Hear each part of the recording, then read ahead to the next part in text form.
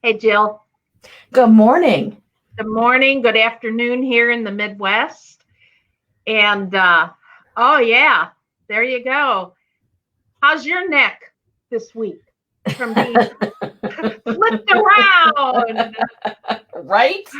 Oh, my gosh. I even put it out there just now that I bet people feel a lot of losses in a lot of different ways this week because of the news.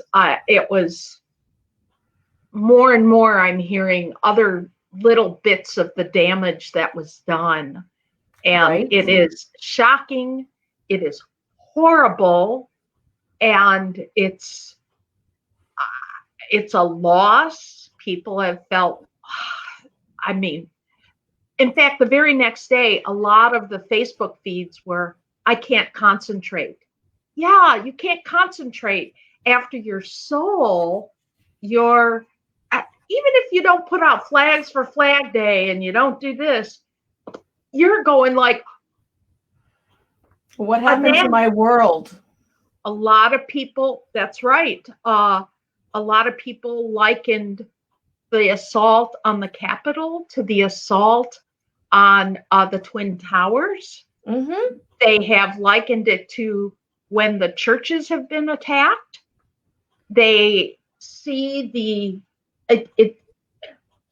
I'm sure conspiracy theorists, and I sort of research some of that stuff to say, is this true? Is that true?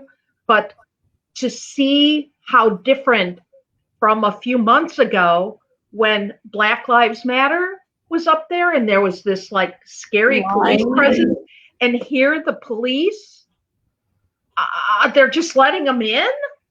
Yeah, that's one of the devastating things we're seeing in the back channels in the therapist community, as well as the front channels of everyone else. Is not only did we see the Capitol overrun and people died as a result, and now we're just hearing about a young police officer who lost his life and a bunch more who were in the hospital.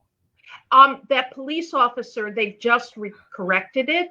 He is on life support. He's on life support. Okay. Yes. That's still, it doesn't say much. No, it doesn't. And there are a bunch more who are apparently seriously injured. And I'm not claiming to be an expert, but they're seeing not only that there was that image of the Capitol building, which nobody expected to see, but also the vast difference in how one group of people are treated versus another. And it's just reinforced all of the other pieces of identity that have been lost and the awareness of the racism and how it's impacted our country. It's a huge mess, and it's a huge bunch of emotions and feels. And I gotta tell you, as I purposely put out right now at that very moment, it's to hold the light so nobody else gets hurt and all these types of things. So, however, that only means that I shoved my feels back in. So for those that are doing prayer work, you still have those feels. Yes. And they're going to come out. So even while we're talking, Jill, because I focused so much that day on one aspect that yesterday was really rough, and today is headed that way. As far as emotional things, I'm just thinking about, well, let me say this.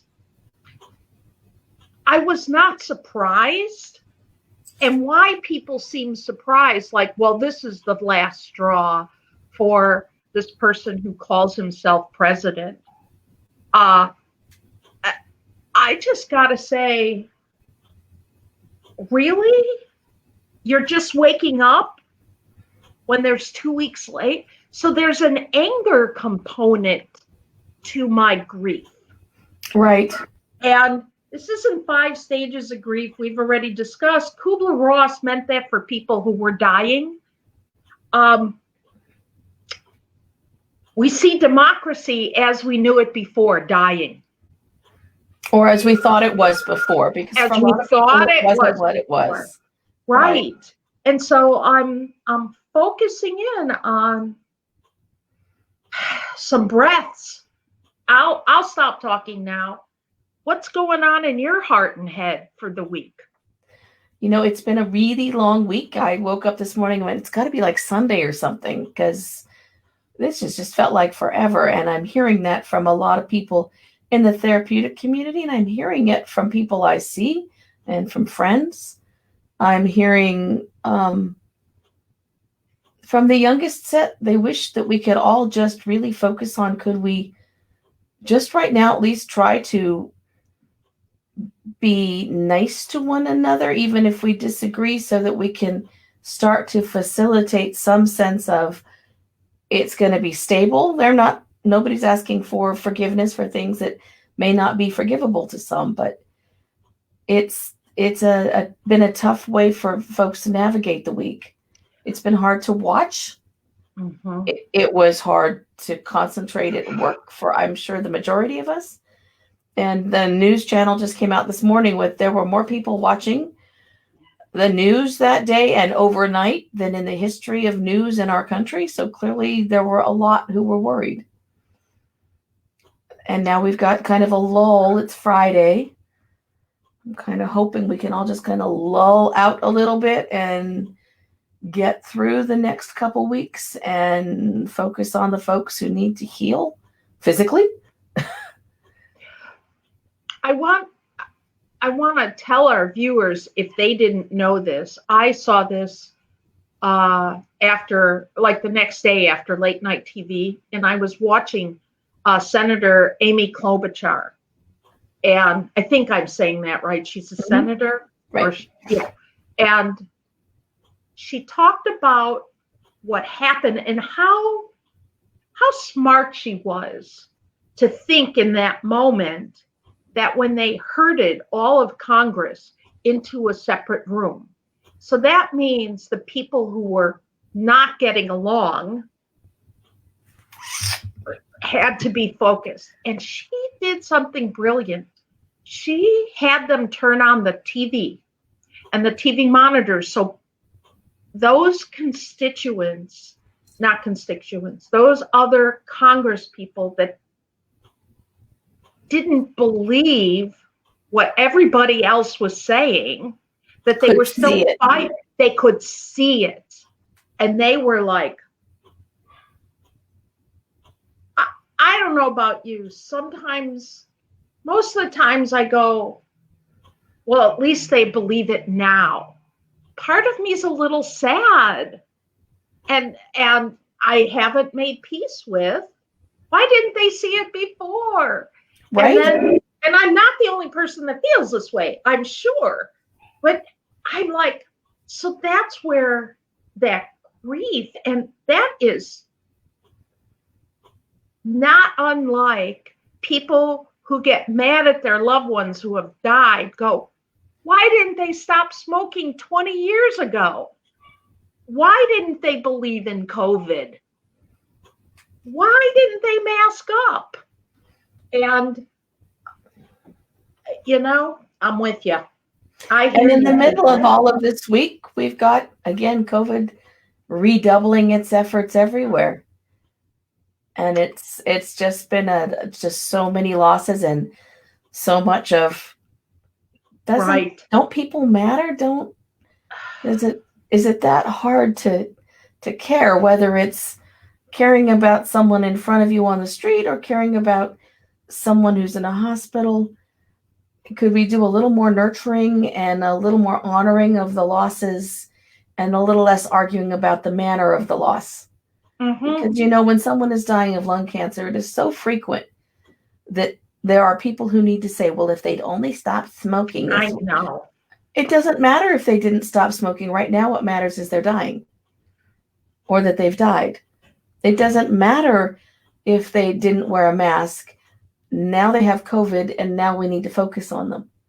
Mm-hmm. We need to focus on the here and now, because blame doesn't help at this point. Blame is your distraction. Yeah. Blame is a distraction. So, this is a great grief point, because how, when your tendency is, I don't want to really feel the loss, so I'm going to blame.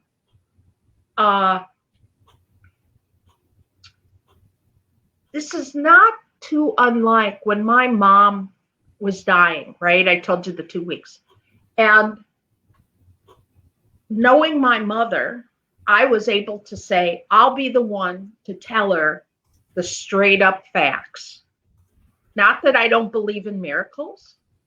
I also believe in here's what's going on. And when other family members heard that, they go, why would you do that? What? Where there's life, there's hope. Yes, you are also correct. And there's also my mother. Right. My mother would prefer it this way. And you haven't argued with her her whole life. I know what she likes. I know what she wants. And that is a really hard part during the dying process and afterward. And Ann Carlson said, by the way, we're right on target in terms of blame is not necessary and not important. right. When someone is dying, if the person who's making the decisions is making the decisions, then if you're not that appointed person, your role is to support them. That's right. It's not to question, because when you question, that creates doubt in their mind during the grief process. Mm-hmm. Instead of saying, you know what, I know you're doing what you know is best in terms of the conversations or how you know this person who's dying, and you're making it with the best information you have, which is what everyone with COVID is doing right now. Absolutely. You only can make the decision based on what you know. Exactly. And then I'm finding, as I support, I won't say what it is around town, but 3 friends that all work in an office, they all got it. Oh. Every one of them. So one of them, first let me call you because I want to hear how you're talking and breathing. Okay, you need to do this. Please sit up for a while. Walk around. We want to prevent pneumonia. Call your doctor. Da da da da da da da da da. And it takes a few days, and it's like this when someone's when their loved one is dying, or whether somebody has COVID, you're not thinking straight. So don't over give information. Don't overwhelm somebody. No. It's like, and I really hate this, and people do this all the time. So-and-so has stage 4 cancer. Did you try this new herb? I found it works. And I'm not saying I didn't used to do stuff like that. It took enough people saying, don't say that to me. So you don't say that. You don't offer all the last minute. If someone has a long illness, mm-hmm. and they are at the end of life, that means they've tried everything that they were willing to try. Exactly. And they don't want to hear at that point, if they've said, I am done, they don't want to hear what you have to say about them trying harder, fighting more. Yes. Those are the wrong words. Right now, their goal is peaceful transition, and peaceful transition for the family surrounding them. Right. I will never forget when my first wife was dying of pulmonary fibrosis, and she had about 3% of her lung tissue left, which is not a lot. Mm-hmm. And she was comfortable because morphine is a beautiful thing. And so was 8 liters of oxygen. But she was talking, she was comfortable, and somebody had to come in with some magic little machine that had a red light on it that supposedly was a laser, and it was going to fix everything. And first of all, the person who was promoting those went to prison for Medicare fraud for promoting those machines. Secondly, get out of my house. Because when you are at end of life, everybody else's role is to support the person there. And when someone is grieving, everyone else's role is to support the people in the center and not to question. Not ever to question. And to go back to blaming is a distraction, it's usually when that gut part hits you, you want to figure it out. And specifically on my post, I said, don't step in the river of fear and anger right now. Mm-hmm. Hold the light. You can analyze later. Because otherwise, you miss that moment. Here, I'm in the wrong place. Miss that moment of pulling stuff in and pulling in for yourself. And you can go, and when you analyze and use your head, you're going to go, well, why didn't they? Or most people also will say, what did I do wrong? And if they're not asking, what did I do wrong? They're saying, I did wrong. And then they're blaming themselves. I should have. Right. And that is just as the distraction from the actual pain as saying, what did they do wrong? Versus you start saying, I shouldn't have, and then fill in the blank. Instead of giving yourself grace. That's right. In terms of whatever, whether it's the shape that we're in right now as a country, or someone you love with COVID in the hospital, or someone that has another illness or has died, you give yourself the grace to decide that you're going to do what you need to do, and you're going to take care of the ones that you love the best you know how, and let the rest of it be. And not listen to those who are questioning. Right. Yeah. And thank you, Anne, for being here today. And I hope for everybody in our listening audience that they allow themselves moments of not even the act of forgiveness, but giving yourself grace for all the feels that are going on, the anger, the spaciness, the blame, the shame. And when you see the media, double check, because there's still a lot of things going on. And I feel like when you're looking up facts, when you're finding out what is true and what isn't, that's a distraction, but that is a centering distraction. That brings you to, I'm still able to ask questions and not make assumptions. And I think that's important when you're bringing yourself back into the here and now and how am I feeling, is not to ask questions in order to support your blame or shame, but to ask questions to see, is this real? Is this true? Or is this not? You see the difference? I think that's real important. It is, and it's also important right now. I've been working with people, of course, all week, lots of them, because we are still doing what we do, all of us, no matter what you do for a living or in your retirement. We're all still in the middle of all of that. Find some moments where you can even laugh a little, even if it's just your own reaction that you can laugh at, or your lack of ability to sleep because you needed to stay up all night and watch news channels that were going to do the same thing, whether or not you were awake watching them and monitoring them and taking care of them, even though you weren't, right? Because you really, really weren't. But, give yourself that, okay, so yeah, I was one of those 7.5 million people, or however many that was, who just were not going to sleep that night. Laugh at that and your need for coffee or Diet Coke. Let yourself have that. It's important. Laugh at the dog jumping and doing something silly. Give yourself some grace. Right? If you need a moment of kitties and puppies, Google it. I have a friend in Australia who just adopted. They just brought their puppy home. about, I don't know, maybe it's been a month now, I don't know. But when Smudge came home, like the world lightened up for several thousand people, because every morning there's a daily dose of Smudge. And Smudge talks for Smudge's self. Smudge talks about learning how to find Dad's shoes and how to drag Joe up a hill. And they've never had a puppy before, so this is all new.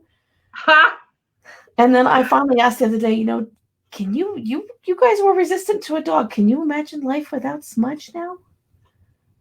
No, our life was completely different.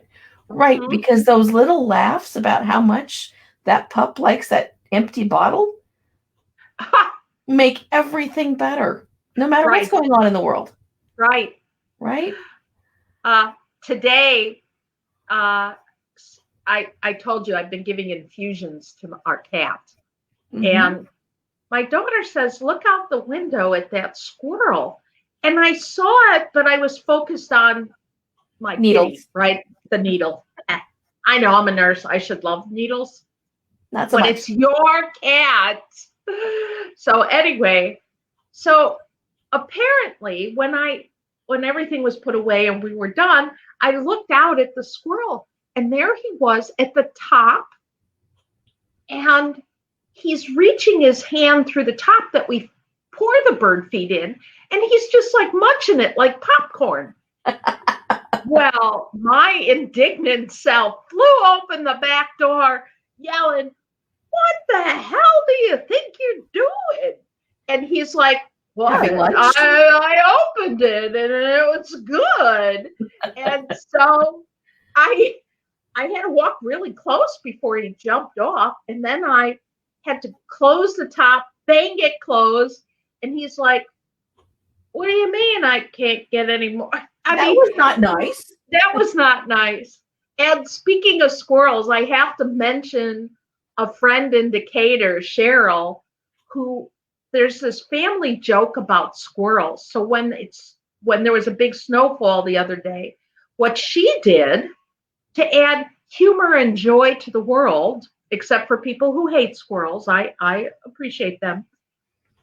She made little snow squirrels all around their house with glasses. She must have had all these pairs of sunglasses or something. And then she put little scarves on them. And it's in the newspaper. It's in the Decatur Herald today. On our page. It's like on the front page, because everybody needs some snow squirrels with scarves and glasses. And she made it look like her brother and sister-in-law with the same kind of glasses or whatever. Hilarious. So look for hilarity. Look for that moment. Allow yourself. Project. I need some humor. Create it when you can. Right. Yeah. And because with a laugh, with a ha, I saw some memes already going on about that picture that you see of the Capitol with the QAnon shaman, whatever he is, and the Confederate flag and all this weirdness. There were some, to me, funny memes, and I took advantage of that.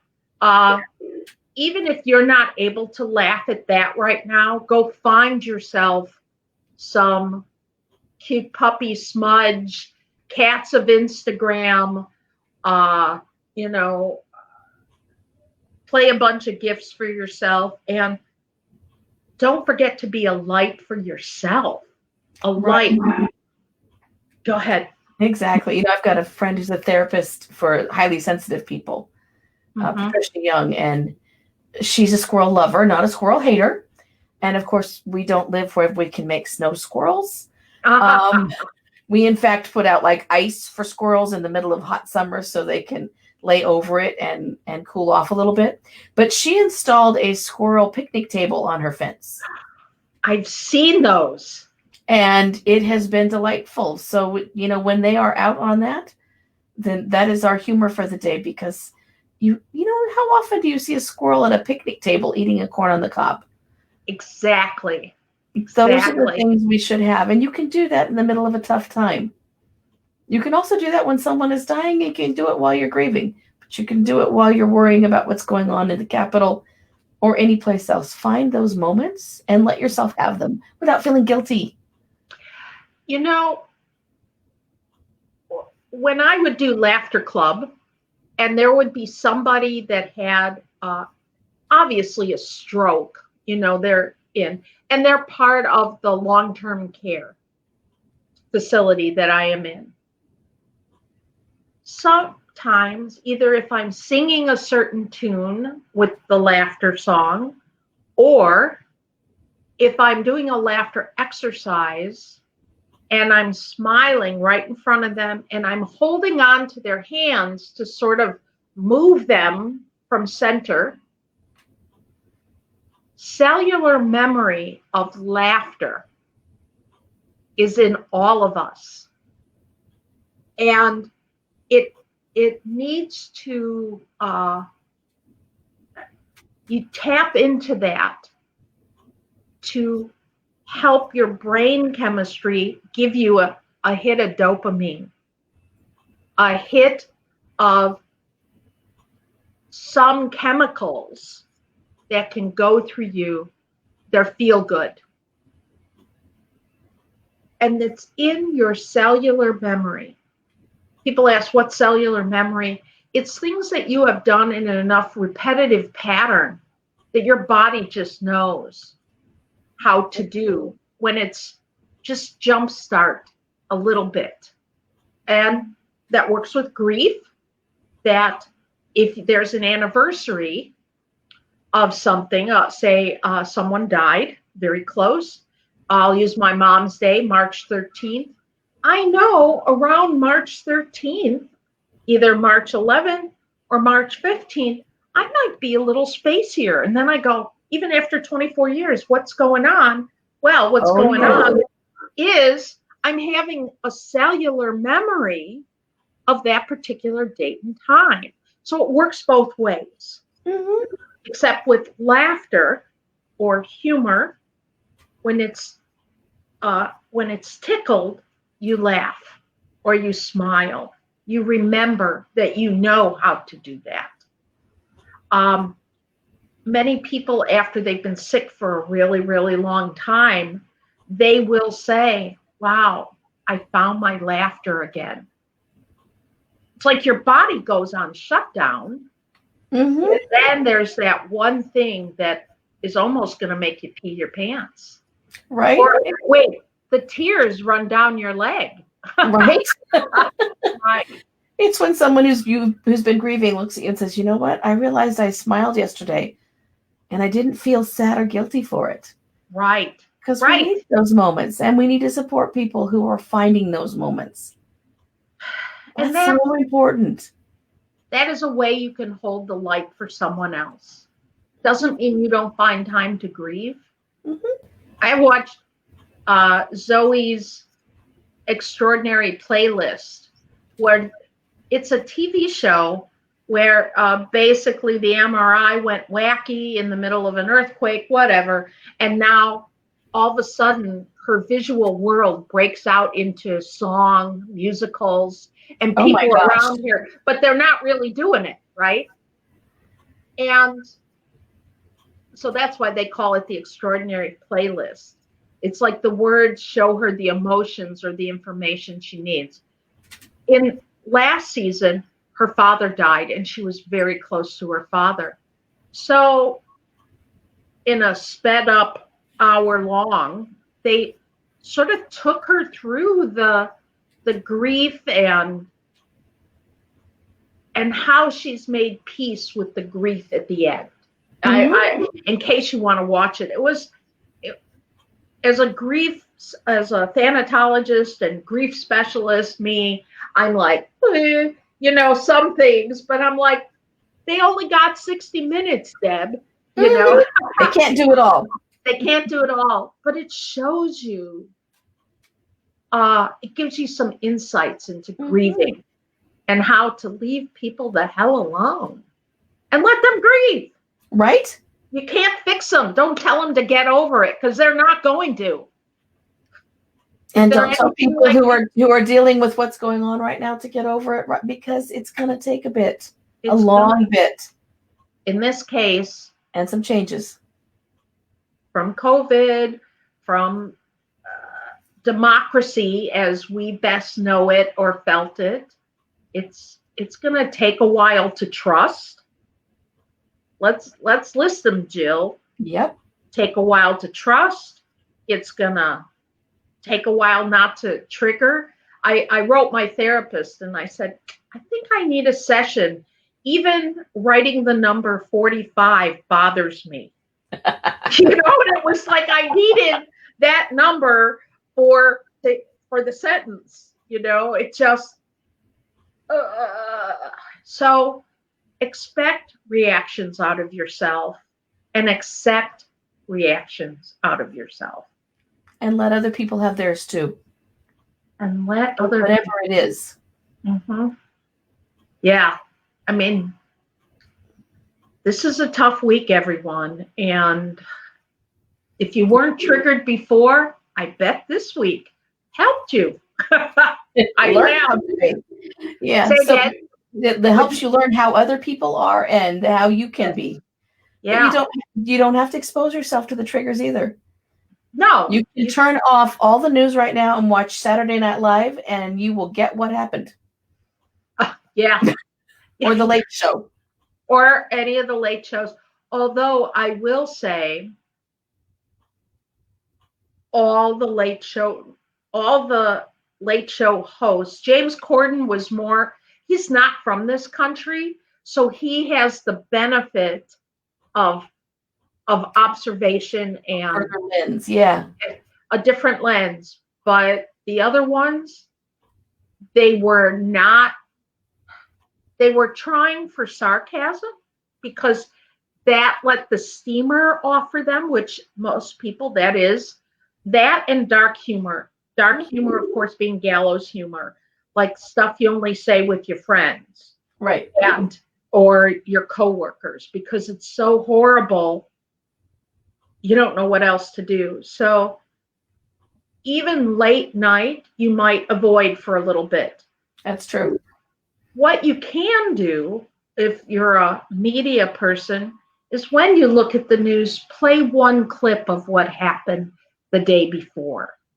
That gives you a little bit of distance, so that you're not going, it's too up close.